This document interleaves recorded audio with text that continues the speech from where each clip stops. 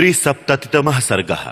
भरत का कैकेयी को धिक्कारना और उसके प्रति महान रोष प्रकट करना।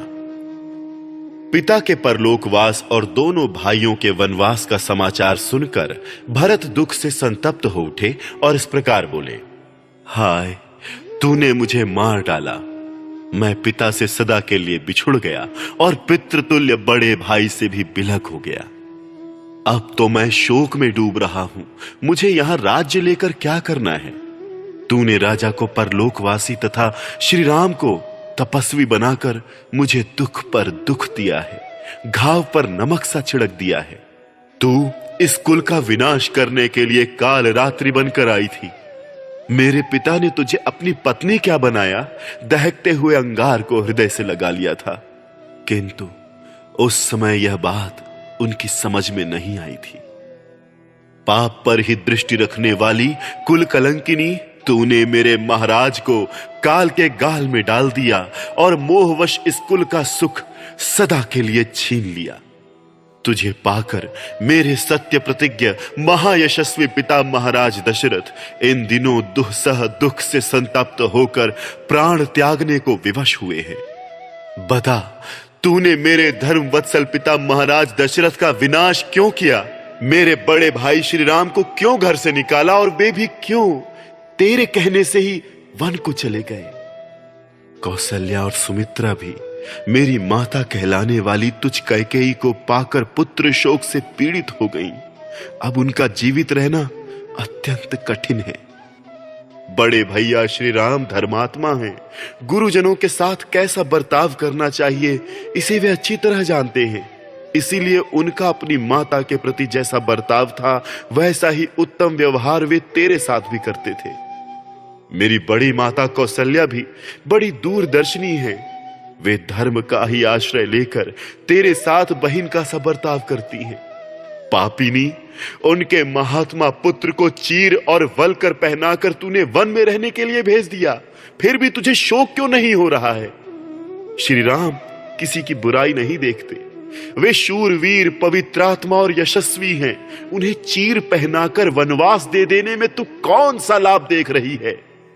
तू लोभिन है, मैं समझता हूं। इसीलिए तुझे यह पता नहीं कि मेरा श्री रामचंद्र जी के प्रति कैसा भाव है। तभी तूने राज्य के लिए ये महान अनर्थ कर डाला है। मैं पुरुष सिंह श्री राम और लक्ष्मण को न देखकर किस शक्ति के प्रभाव से इस राज्य की रक्षा कर सकता हूं? मेरे बल तो मेरे भाई ही हैं। मेरे धर्मात्मा पिता महाराज दशरथ भी सदा उन महातेजस्वी बलवान श्री राम का ही आश्रय लेते थे।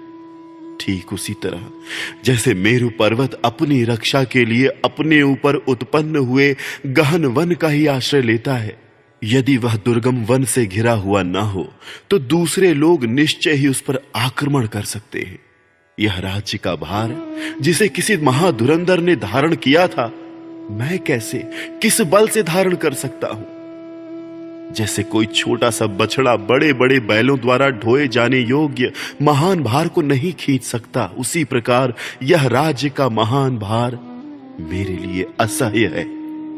अथवा नाना प्रकार के उपायों तथा बुद्धि बल से मुझ में राज्य के भरण पोषण की शक्ति हो तो भी केवल अपने बेटे के लिए राज्य चाहने वाली तुझ कैकेयी की मनोकामना पूरी नहीं होने दूंगा।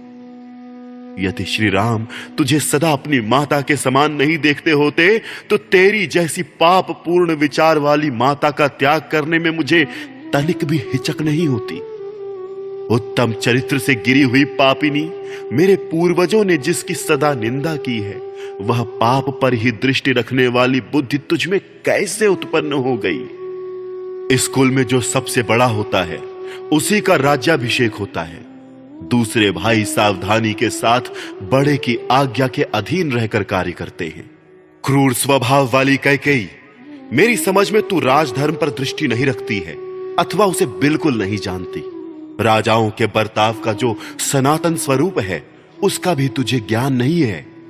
राजकुमारों में जो ज्येष्ठ होता है सदा उसी का राजा के पद पर अभिषेक किया जाता है।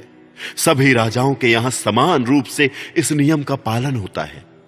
इक्ष्वाकु वंशी नरेशों के कुल में इसका विशेष आदर है। जिनकी एकमात्र धर्म से ही रक्षा होती आई है तथा जो कुलोचित सदाचार के पालन से ही सुशोभित हुए हैं, उनका यह चरित्र विषयक अभियान आज तुझे पाकर तेरे संबंध के कारण दूर हो गया। महाभागे, तेरा जन्म भी तो महाराज कीकई के कुल में हुआ है, फिर तेरे हृदय में यह निंदित बुद्धि मोह कैसे उत्पन्न हो गया? अरे, तेरा विचार बड़ा ही पापपूर्ण है। मैं तेरी इच्छा कदापि नहीं पूर्ण करूंगा। तूने मेरे लिए उस विपत्ति की नींव डाल दी है जो मेरे प्राण तक ले सकती है। यह ले, मैं अभी तेरा अप्रिय करने के लिए तुल गया हूं। मैं वन से निष्पाप भ्राता श्री राम को, जो स्वजनों के प्रिय हैं, लौटा लाऊंगा। श्री राम को लौटा लाकर उद्दीप्त तेज वाले उन्हीं महापुरुष का दास बनकर स्वस्थ चित्त से जीवन व्यतीत करूंगा। ऐसा कहकर महात्मा भरत शोक से पीड़ित हो पुनः जली कटी बातों से कैकेयी को व्यथित करते हुए उसे जोर जोर से फटकारने लगे, मानो मंदराचल की गुहा में बैठा हुआ सिंह गरज रहा हो। इस प्रकार श्री वाल्मीकि निर्मित आर्ष रामायण आदि काव्य के अयोध्या कांड में 73वां सर्ग पूरा हुआ।